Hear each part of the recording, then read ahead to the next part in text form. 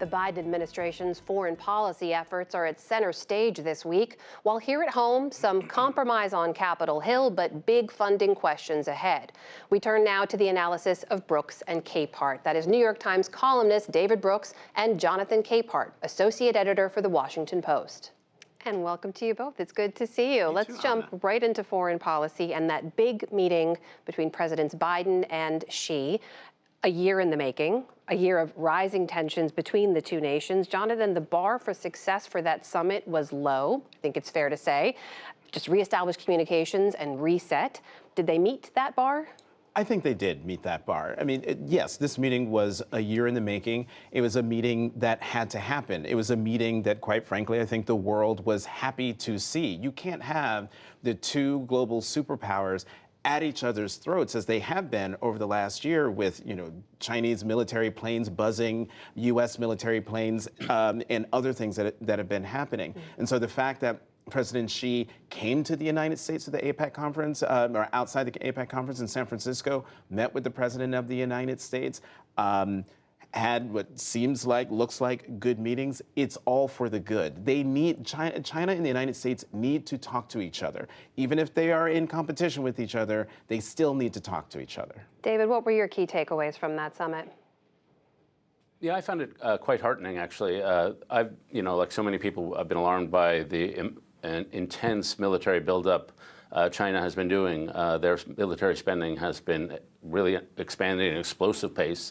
And because of their superior manufacturing base, in many ways, they can outdo us. So, for example, they can produce 21 nuclear subs a year. We can struggle to get one or two. And that military buildup made me think, you don't spend that much money unless you're thinking of doing it. And Xi clearly wants to take over Taiwan at some point in his reign. And so I was looking at possibly another war, yet another war in the world sometime in the next year. And that looks a lot less likely, in part because Xi clearly understand there's been a shift in the balance of power over the last year. The Biden administration has done a good job building alliances, but most importantly, the Chinese economy is suffering. For the first time in 40 years, the U.S. economy is growing faster than the Chinese economy. The Chinese economy has this real estate crash, and so it really needs American investment and Western investment and Western import, or things they can export. And so he clearly seemed to project the idea that he understands his vulnerability. It doesn't mean he's changed his goals, but there seems to be a sense that sense of triumphalism that could lead him to hubris and to an invasion of Taiwan. It seems a little less likely now. We do know among the topics the two presidents discussed were those wars in Ukraine and in Gaza. And I want to ask you both about some of that growing concern we've been seeing here in the U.S. with that last conversation with Laura and her guest referred to, that we should be clear, overall American support for Israel remains high among the majority of Americans. But as the war goes on and we've seen the Gazan death toll soar, we are seeing this shift. Here are some poll numbers from our NewsHour NPR Marist poll earlier this week when people are asked about the Israeli response. About 38% now say it's about right, and about 38% also say it's too much. That second 38% is worth noting because that is up 12 points in just the last month. So, Jonathan, is the White House doing enough to message to those folks whose concerns are growing? Well, clearly not. Because, as we saw in Lauren's piece, whatever the administration is doing it's not getting through, or folks just feel that Israel, in responding to the terrorist attacks against it, is going too far. But we knew this was going to happen. I remember in the aftermath of October 7th, the conversation moved very quickly from Israel has the right to defend itself to how long will that window stay open? Because past practice has been if Israel gets attacked, it responds with overwhelming force.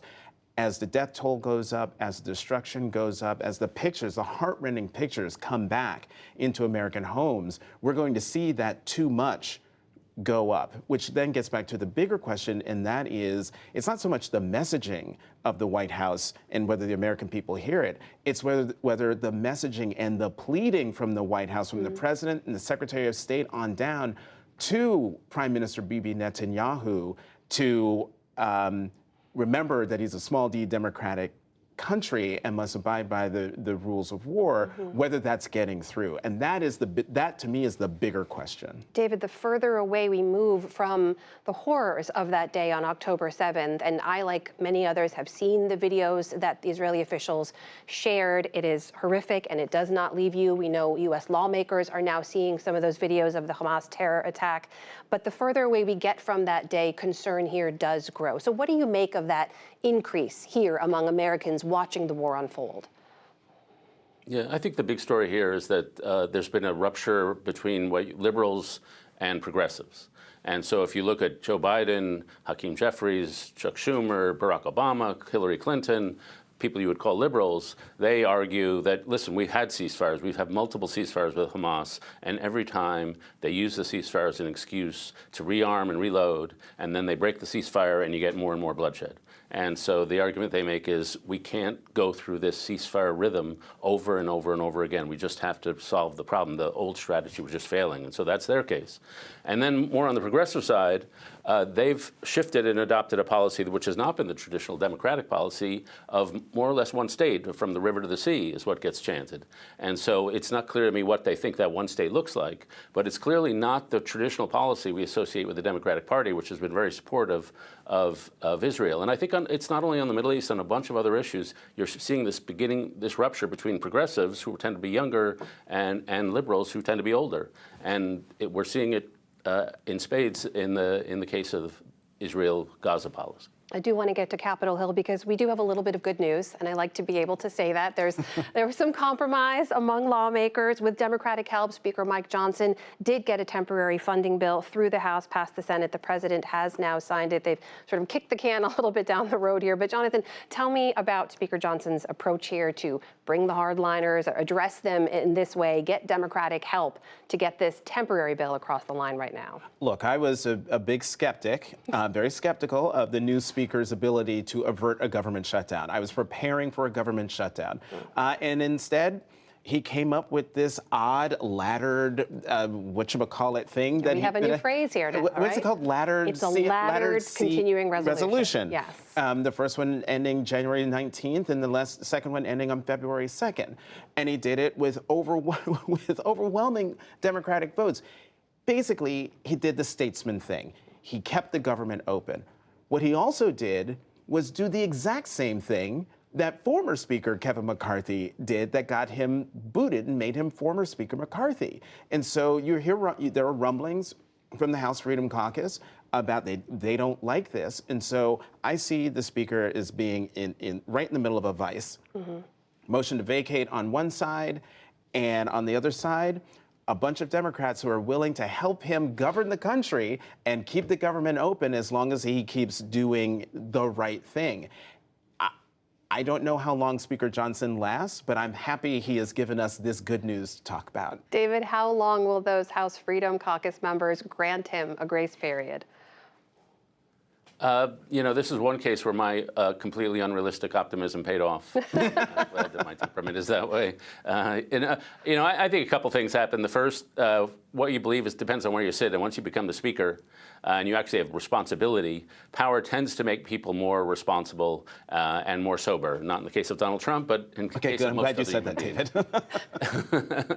And so I think that happened. I think the Democrats looked, and the last time they didn't help and McCarthy lost his seat, they wound up with an even more conservative Speaker. So why continue that process?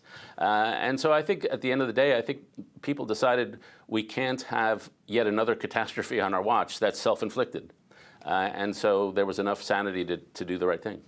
Jonathan, we only have a minute left, but I have to ask you about the latest in the George Santos saga before we go on. Just a quick look here at what the House Ethics Committee report listed in terms of how he misused campaign funds. We can just leave that up while we talk about this. But they've tried to expel him before. They are moving to expel him again. He says he will not run for re-election. Will he get expelled this time? Oh, yeah. Yes? Yeah. Because you've got the New York Republicans who desperately want him out. They've been trying to get him out before this ethics report came out. And do yourself a favor and read the ethics report. I mean, I've been in Washington a long time. I've read some ethics reports, but this one is breathtaking. Why? What stuck out to you? Well, because the guy it's like a pyramid scheme. He's robbing here and paying himself there, and the stuff he spent money on, stuff at thousands of dollars at Hermes, thousands of dollars at Ferragamo, purchases at OnlyFans, and we just. It's not a furniture store. So the fact that he's out. I'll just leave it at that. He is out. David, you have about 20 seconds. What would you like to say? Well, he doesn't look like he wears Hermes, so I'm impressed. I don't know where that clothing's going to. There's an argument to be made, and that has been made. You shouldn't expel somebody who hasn't been convicted of a crime because it's too politically temptation. But this guy deserves to be expelled, and I agree with Jonathan. He's going to get expelled. And let me just say, as we go into this Thanksgiving holiday week, I am grateful for you both. Thank you so much. Good to see you.